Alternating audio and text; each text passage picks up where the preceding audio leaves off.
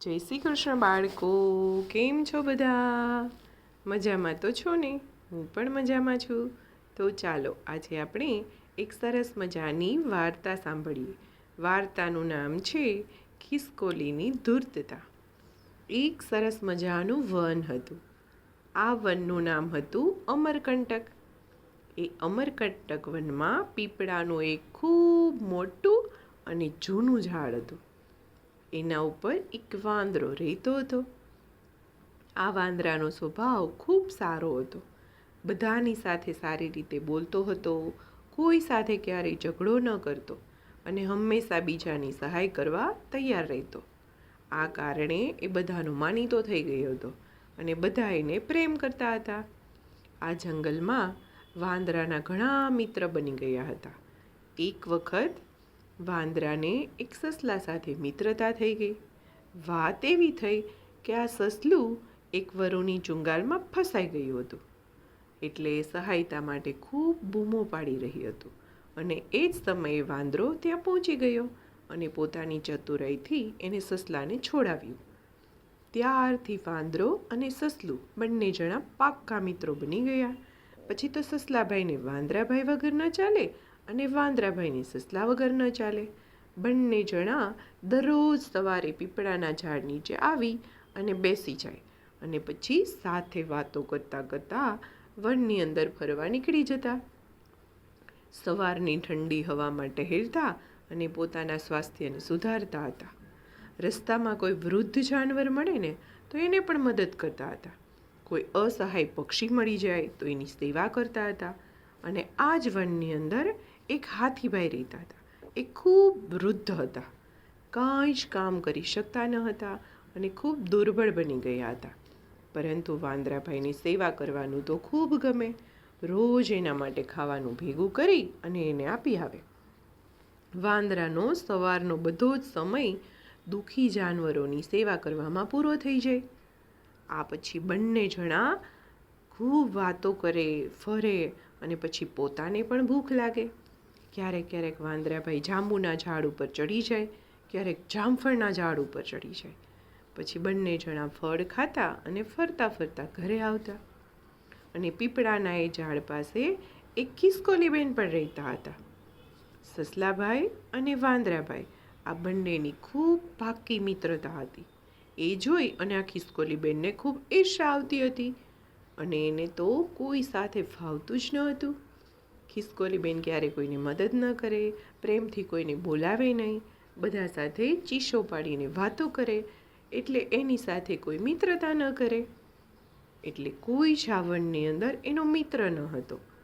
અને ખિસકોલીબેનને તો નાની નાની વાતમાં ગુસ્સો આવી જાય.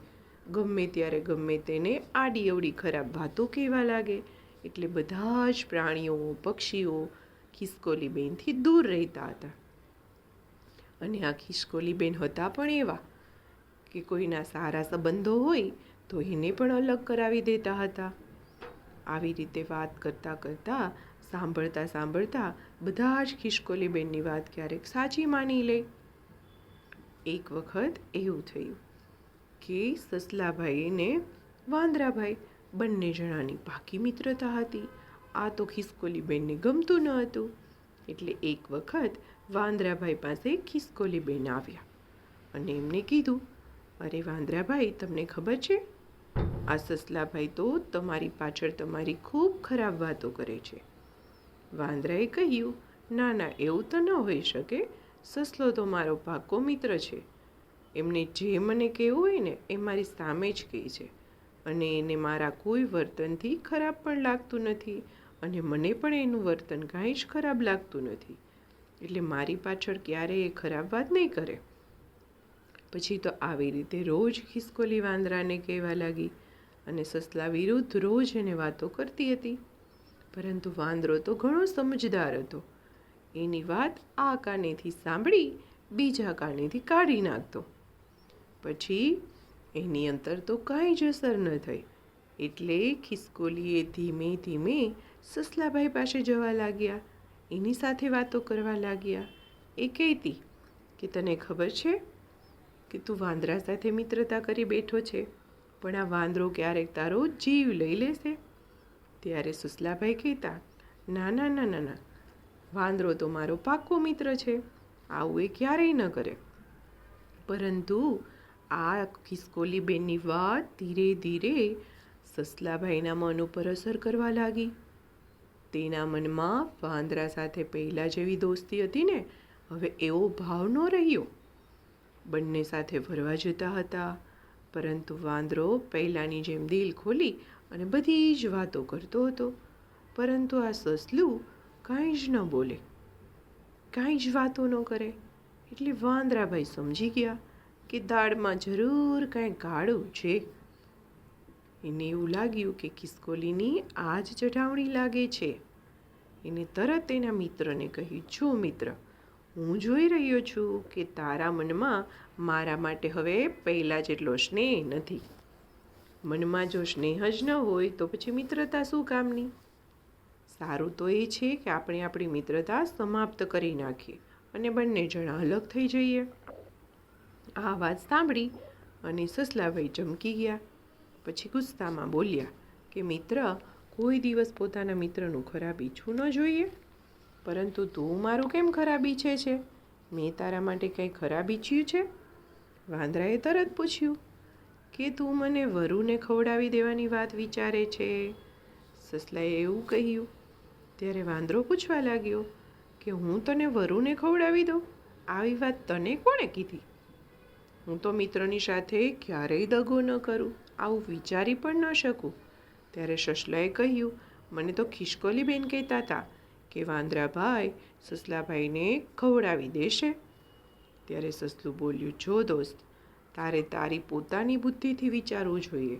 કેટલાક પ્રાણીઓ એવા હોય છે જેઓ બીજાને સુખી જોઈ જ નથી શકતા. તેઓ કોઈ પણ કારણ વિના એની વચ્ચે દોસ્તી તોડાવે છે અને ઝઘડા પણ કરાવે છે. અને આવા કામથી એ લોકોને ખૂબ મજા આવતી હોય છે. એની વાતોમાં આવવાથી આપણું તો કશું ભલું થવાનું નથી. તો શું ખિસકોલી જુઠ્ઠું કહેતી હતી? સસલાભાઈ પૂછવા લાગ્યા વાંદરાભાઈને.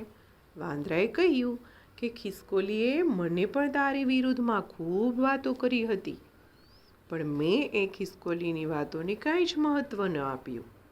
હું તો એના સ્વભાવથી ખૂબ પરિચિત છું અને આ વનમાં બધા જ પ્રાણી પક્ષી એના સ્વભાવથી ખૂબ પરિચિત છે.